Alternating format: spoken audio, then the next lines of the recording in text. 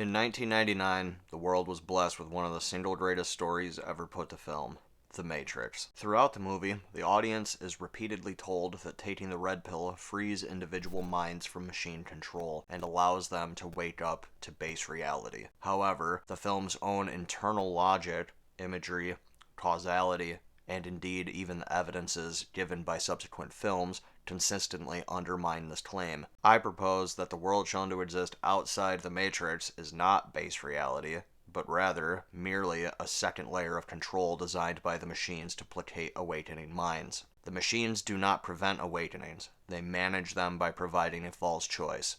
A controlled illusion of escape to a new, harsher world that feels more real than the VR simulation of the Matrix. To me, this is the only explanation that preserves the logic and thematic consistency within the first film. And to follow me down this rabbit hole, one must first start by accepting that liberation itself is machine-mediated rather than human-engineered. A strong piece of supporting evidence is given to us repeatedly in the first act as the movie focuses on an interesting mechanic within the Matrix. Thomas Anderson is plagued by a sleep disorder called false awakenings, and it is implied that the Matrix uses this to keep its inhabitants off balance and confused. When the agents abduct him from his workplace after his first contact with Trinity and Morpheus, they put a bug in him with the intention that he will lead them to Morpheus. Mr. Anderson then abruptly wakes up from this whole ordeal like it was just a bad dream, only for him and the audience to be immediately shown in the very next scene that waking up does not guarantee truth, as Trinity and company remove the bug from his abdomen. Then there is the subject of the red pill itself.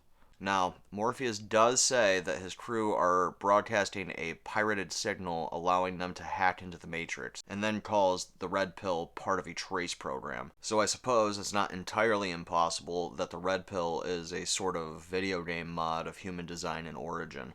However, I would argue that any exit mechanism that is embedded within the simulation automatically implies machine authorship or permission, rather than successful human hacking. Agent Smith himself even affirms this theory during his dealings with Cypher and his rant to Morpheus about mankind being a virus. He says, after the failure of the first Matrix, the machines realized that to keep mankind contained, they had to make struggle and strife inherent to the system and give everyone a choice. And he promises Cypher can be plugged back in without any memories, although he could just be lying about that.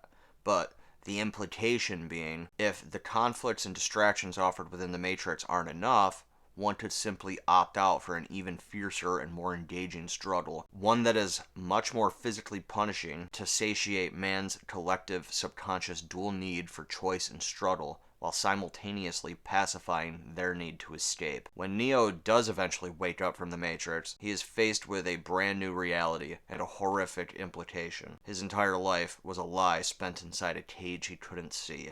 But before he can even begin to comprehend this new reality, a machine unplugs him and flushes him down the toilet. We watch as he struggles to swim, and just when he's about to die from drowning, Morpheus and his crew rescue him. Neo drifts in and out of consciousness, and in a brief moment of lucidity, he asks, "What are you doing?" Morpheus informs him that they are rebuilding his muscles. Having spent his entire life in a pod plugged into the Matrix, his body is atrophied. When he asks, "Why do my eyes hurt?" Morpheus says, "Because you've never used them." When Neo is finally conscious, he asks, "Where am I?" Morpheus says, "More important than where is when," and then he goes on to explain to Neo that he woke up thinking that the year was 1999, but the true date is actually closer to 2199. But he can't give Neo an exact date because nobody even knows anymore. Later, he tells Neo of a man who was born inside the Matrix who could change it as he saw fit, and that this man was the one who freed the first of humanity. And it is here that we have arrived at a seemingly unreconcilable paradox. What we have been repeatedly told and shown so far is that all humans, regardless of age, race, or sex, are completely physically helpless upon waking up from the Matrix. They are then unplugged and flushed, and it is heavily implied, actually it's flat out stated, that after they've drowned, the machines recover their biomass so that they could be liquefied and fed back to all of those who are still plugged into the Matrix. Well, this begs several questions.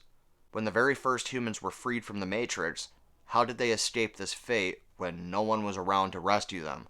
Moreover, if they don't even know what year it really is, being that they've been Pavloved into thinking the year is 1999, then, without anyone there to teach them, how are they capable of interacting with all of the advanced technologies that facilitate their survival outside the Matrix? Who built the first hovercraft? Now, one could argue that virtual reality, simulation theory, artificial intelligence, and yes, even hovercrafts were all conceptually understood by the people of the late 90s. And yeah, that is true, but understanding advanced technologies on a conceptual level and being able to actually invent and interact with said technologies with no civilizational continuity or legitimate frame of reference, while simultaneously being blind and trying to will your atrophied body to swim, as well as escape being hunted by machines with zero help or resources, is a completely different matter entirely. Hell, the hovercrafts, EMP weapons, and even Zion itself each individually require vast pre-established chains of technological, industrial, logistical, and population prerequisites that simply could not arise if anything Morpheus told us was even remotely true. To fix this plot hole within a plot hole, at least one of the following must be true. 1. Humans already existed outside the Matrix, a remnant population from before the war who never got plugged in, who remained industrialized, fled underground, and survived all this time. However, Morpheus explicitly implies total enslavement via his retelling of the myth about the first one. 2. The machines allowed the first liberation. Either the ejection system was modified or controlled or just selectively non-lethal, which would imply that the machines wanted Zion, and while later films flat out say this, the first one does not. Or 3. When humans wake up from the Matrix to the world of the real, they're really just in level 2 of the Matrix, even if the next two films and the Wachowskis themselves explicitly tell us, no, they're in base reality now. Now, I've tried to keep my supporting evidence limited to what the first movie shows and tells us. However, the second film actually confirms my position, even while flat out denying it. The architect tells Neo that the One is a control mechanism. Zion is periodically destroyed. Choice is curated. The rebellion is anticipated and even allowed. However, I think the strongest pieces of evidence that prove my theory suggesting that even after waking, everyone is still plugged in actually comes all the way at the end of the third film. First, when Agent Smith wakes into the world of the real, and second, when a blind Neo uses his powers to disable the machines. Now, one could argue that Neo is simply using something akin to Bluetooth to remote control shut off the machines. Okay, fine, but then explain how a program like Agent Smith can possess a human body and enter the real world, if it is indeed real. If you can accept all of that, then there is absolutely no reason to continue to assume that anyone is actually outside the simulation. All three films from the original trilogy continuously assert that the world of the real is prime reality, but they never adequately demonstrate it. Rather, they instead rely on authority through the Oracle and the Architect, myth through stories about the One, and manipulation of the senses by introducing cold, scarcity, pain, and war.